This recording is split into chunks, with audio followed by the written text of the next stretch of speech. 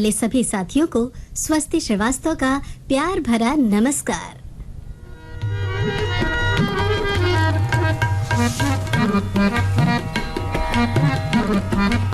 श्रोताओं, जैसा कि आप जानते हैं कि लोक रंग कार्यक्रम में हम आपके लिए लेकर आते हैं 3 कलाकार, और आज हमने जिन कलाकारों को आपके लिए चुना है उनके नाम हैं मन्ना लाल यादव और साथी, हीरा लाल यादव और साथी, और दीपक सिंह और साथियों के गाए लोकगीत हम आपको इस कार्यक्रम में सुनवाएंगे।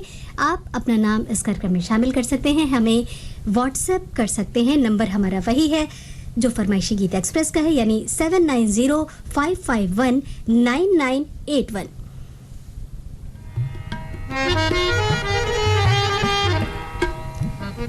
तो सबसे पहले हम आपको सुनवाने जा रहे हैं मन्ना लाल यादव और साथियों का गाया ये विकास गीत।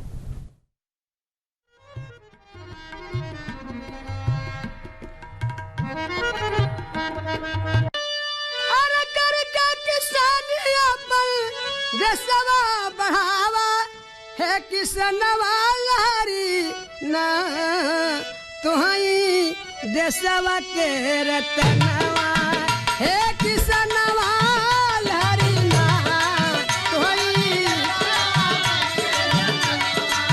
है किसनवा लहरी ना तुहई देशवा के हो है किसनवा लहरी ना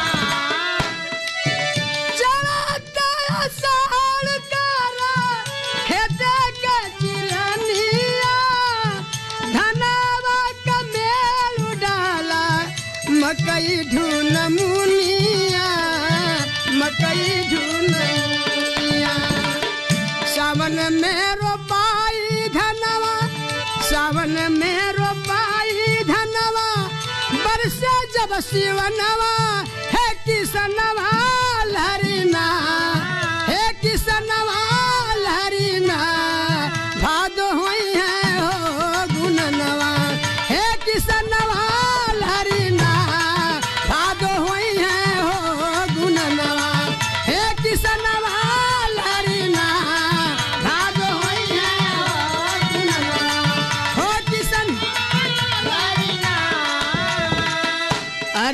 सोहनी में निकु लागे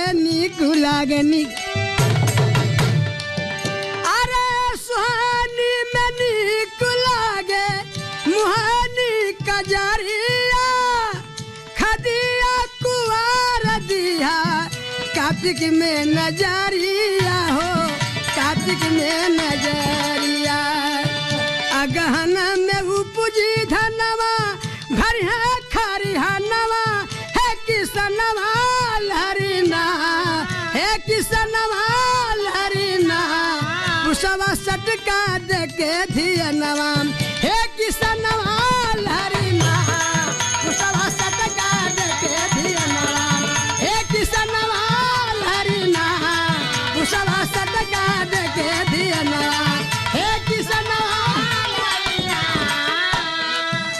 अरे धनवा के काटी करिया खेते के जोतैया अरे धनवा के काटी करिया खेते के जोतैया उरिया पोटास दाई दिया वही समैया हो दिया वही पूसा मागल बोला सब कोई अरे गहुआ का धनवा है किसनवा लहरीना है किसनवा लहरीना झूमत आ जाई हो फगुनवा है किसनवा लहरीना झूमत आ जाई हो फगुनवा है किसनवा लहरीना झूमत आ जाई हो फगुनवा हो किसनवा लहरीना।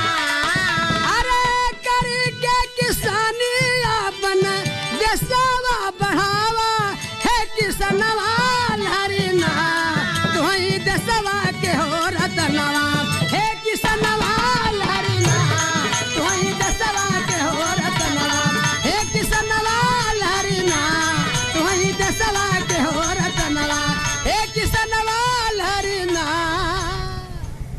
लाल यादव और साथियों का गाया ये विकास गीत आप सुन रहे थे। और इस गाने के लिए, इस लोकगीत के लिए हमें फरमाइश भेजी जमानिया जिला गाजीपुर से सुरेश जायसवाल, उर्मिला जायसवाल, दीपक जायसवाल और स्वाति जायसवाल।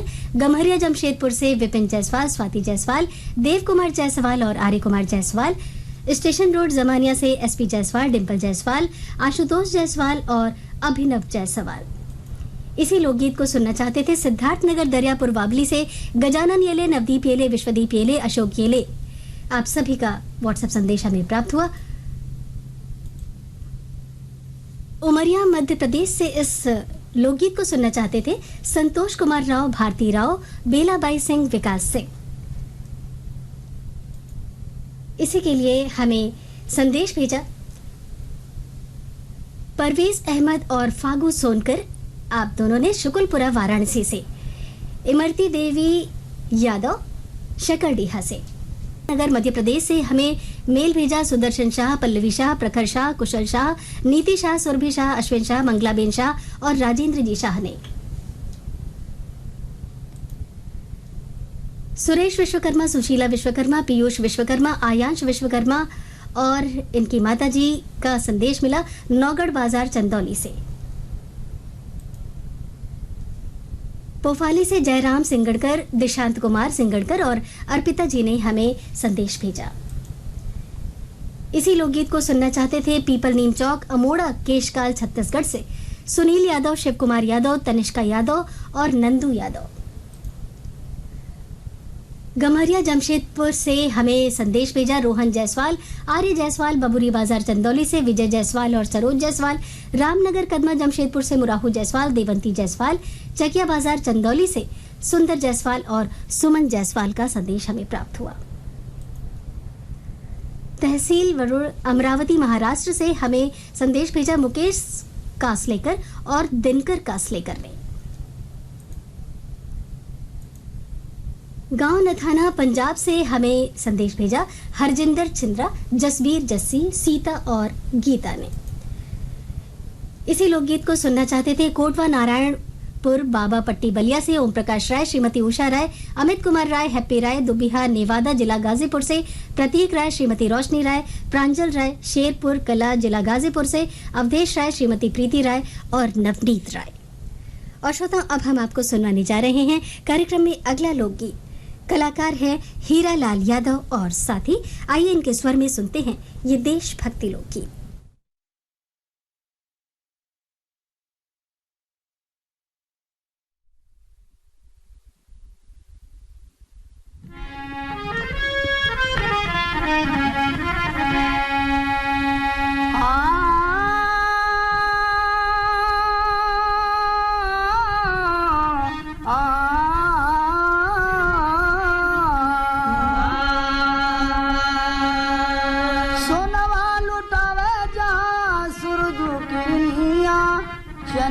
चनरमा करो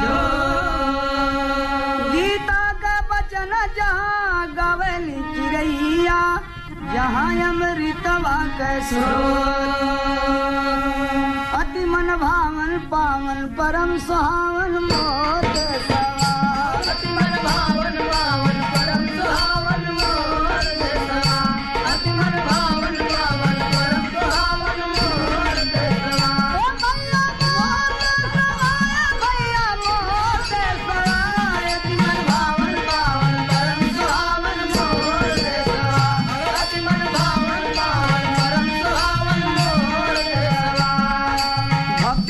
भारत की जहाँ रंग बिरंगी मात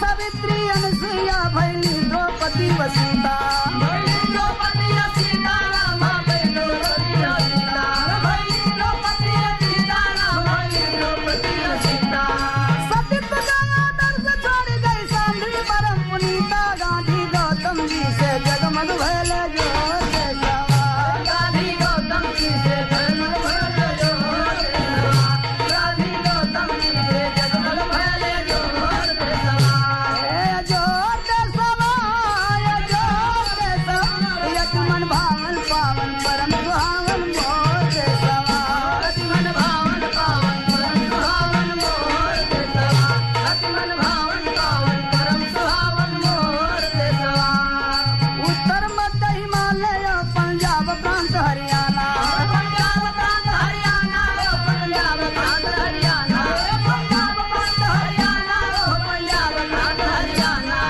बंग बिहार मराठा केरल आंध्र तमिल सुजाना हाँ पावनपुरी उड़ीसा सागर ले तहिलोर के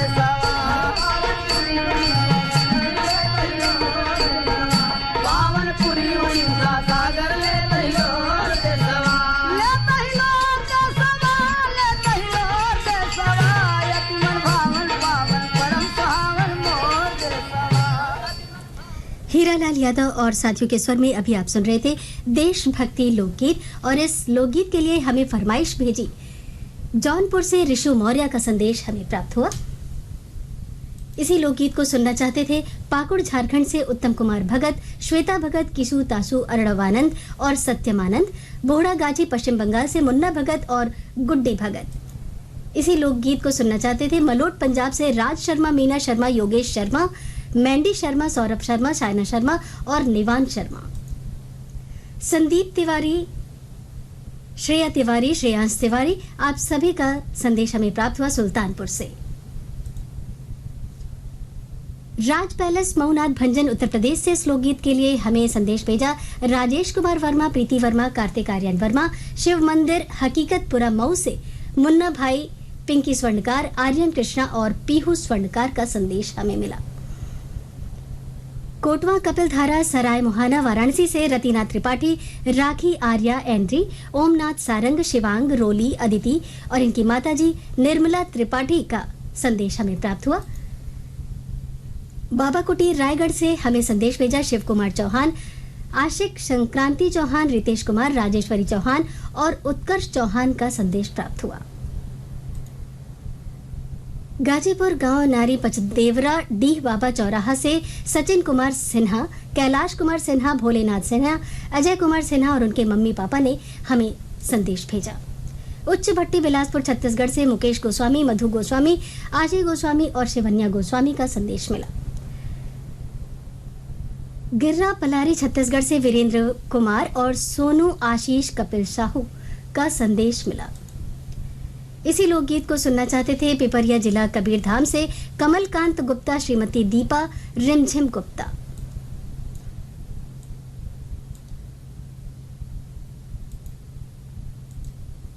इसी लोकगीत के लिए हमें फरमाइश भेजी रेलवे कॉलोनी हनुमानगढ़ जंक्शन से जगमाल सिंह डागला, हैप्पी डागला, जेएस नायक, शोभा नायक और समस्त डागला परिवार।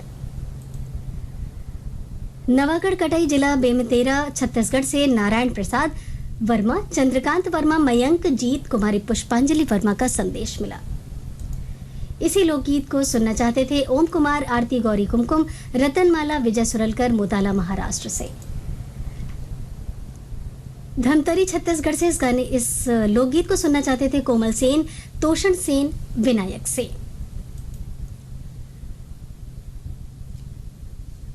असन गांव बाजार जिला भदोही से गिरधारी लाल यादव, नागेंद्र कुमार यादव, जितेंद्र कुमार और बीरेंद्र कुमार यादव का संदेश प्राप्त हुआ। ग्राम नागर कोहरा जिला राजनांदगांव छत्तीसगढ़ से हमें संदेश भेजा बबलू साहू, जामुन देवी साहू, प्रेम पूजा, दुष्यंत, प्रांजल, समीक्षा, बेबी आराध्या साहू का। कुरमा जांजगीर चांपा छत्तीसगढ़ से हमें संदेश भेजा दिलदार मेरी, ज्योति, जानवीर और दीक्षांत मेरी ने। खुमान सिंह पटेल, तेजस्वनी, मिस्टी, एकांश, कान्हा पटेल का संदेश मिला। मोहरेगा राजन छत्तीसगढ़ से। और श्रोताओं, अब हम आपको अगला लोकगीत सुनवाएंगे दीपक सिंह और साथियों के स्वर में, लेकिन उसके पहले लीजिए सुनिए ये संदेश। उपभोक्ताओं तक पहुंचने का सुलभ और सस्ता माध्यम है आकाशवाणी। आकाशवाणी के विभिन्न केंद्रों से कीजिए अपने उत्पादों और सेवाओं का प्रचार विज्ञापनों के माध्यम से। लोकल और राष्ट्रीय स्तर पर कीजिए अपने बिजनेस का विस्तार, क्योंकि आकाशवाणी में विज्ञापन बुकिंग हुई बहुत ही आसान। अब घर, दफ्तर या दुकान पर बैठे बैठे आप कर सकते हैं विज्ञापनों की बुकिंग। डायल कीजिए 05422765 नंबर एक बार फिर नोट करें 0542227658। आकाशवाणी वाराणसी एफएम से प्रत्येक सोमवार से शुक्रवार तक दिन में 12 बजे सुनिए एनसीईआरटी द्वारा प्रायोजित कार्यक्रम।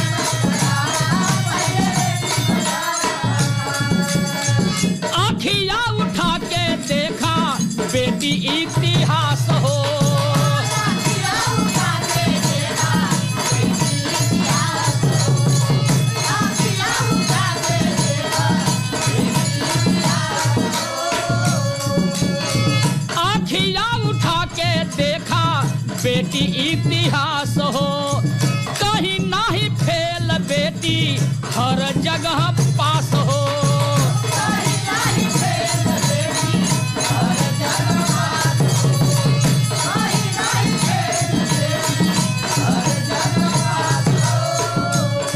अरे बेटी बचावाना, पहले बेटी बचावाना।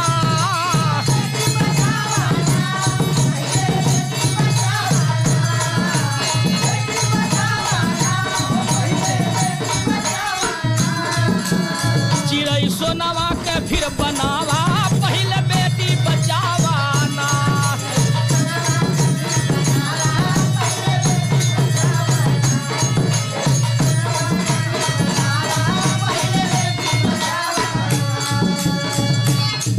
होई है चतुर पढ़ विद्या नरिया, विद्या नरिया।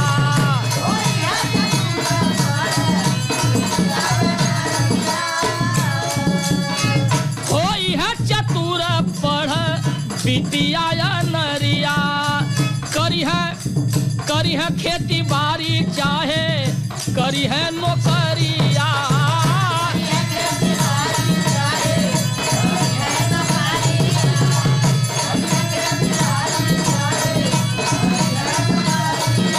बेटी बचावाना पहले बेटी बचावाना।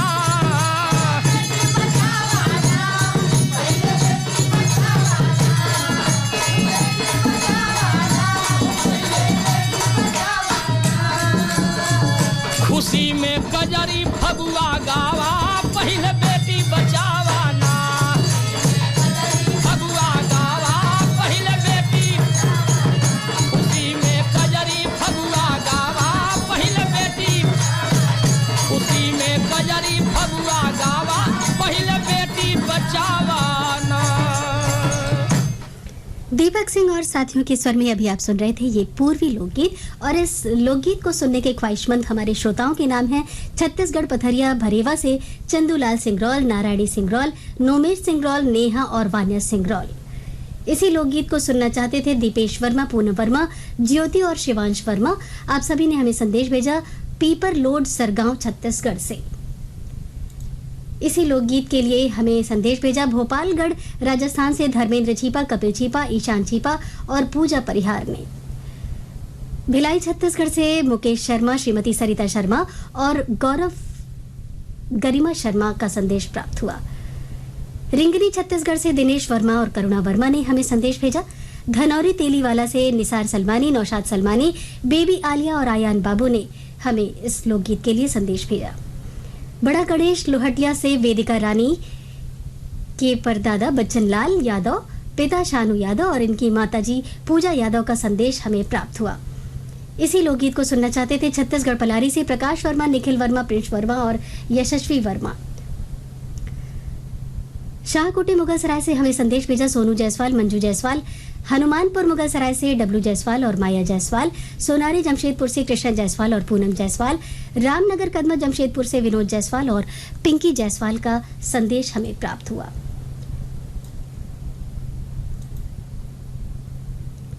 उत्तम कुमार बघेल, रुक्मणी बघेल, साहिल और भारती बघेल ने हमें संदेश भेजा लगान पंडरिया छत्तीसगढ़ से। शहडोल मध्य प्रदेश से हमें संदेश भेजा दुर्गा सिंह, पूजा सिंह, आरती सिंह और राजकुमार सिंह ने। गांव फरासी जिला हिसार से राजकुमार डोडी, प्रमोद कुमार डोडी और सौरभ डोडी का संदेश प्राप्त हुआ।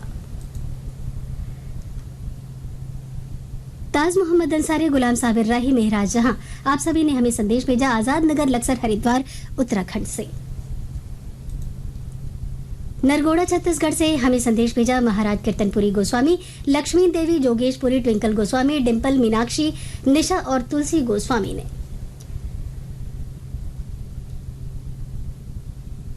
गमारिया जमशेदपुर से विपिन जायसवाल, स्वाति जायसवाल, देव कुमार जायसवाल और आर्य कुमार जायसवाल ने।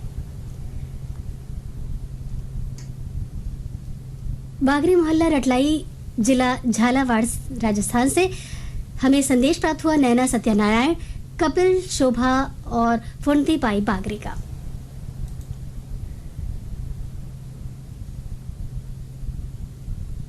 अमितेश कुमार तिवारी का संदेश हमें प्राप्त हुआ बलिया से। जलालाबाद वेस्ट से सुरेश गगनेजा, पूनम गगनेजा, विशाल, प्रिया दिशानी और निमित आहूजा का संदेश हमें प्राप्त हुआ। डोंडी लोहारा जब संदेश भेजा देवशंकर तामोरिया, अजय देव तामोरिया, तुषार देव तामोरिया, डॉली बेबी, पूजा तामोरिया, आरती और प्रभा देवी तामोरिया का। इसी लोकगीत को सुनना चाहते थे हरियाणा से बिल्लू सिंह, लक्ष्मी देवी, सुरेंद्र कुमार, बरखा, योगेंद्र, नरेंद्र, आप सभी ने हमें संदेश भेजा। मुबारकपुर से जावेद अख्तर राही, शमशुल कमर, राही बेगम, रुखसार, रकीबा और शाहिनी तुबा आफरीन का संदेश प्राप्त हुआ। इसके साथ ही लोकरंग कार्यक्रम अब समाप्त होता है। दीजिए स्वस्ति श्रीवास्तव को इजाजत। नमस्कार। यह आकाशवाणी वाराणसी एफएम है। लीजिए सुनिए हिंदी में समाचार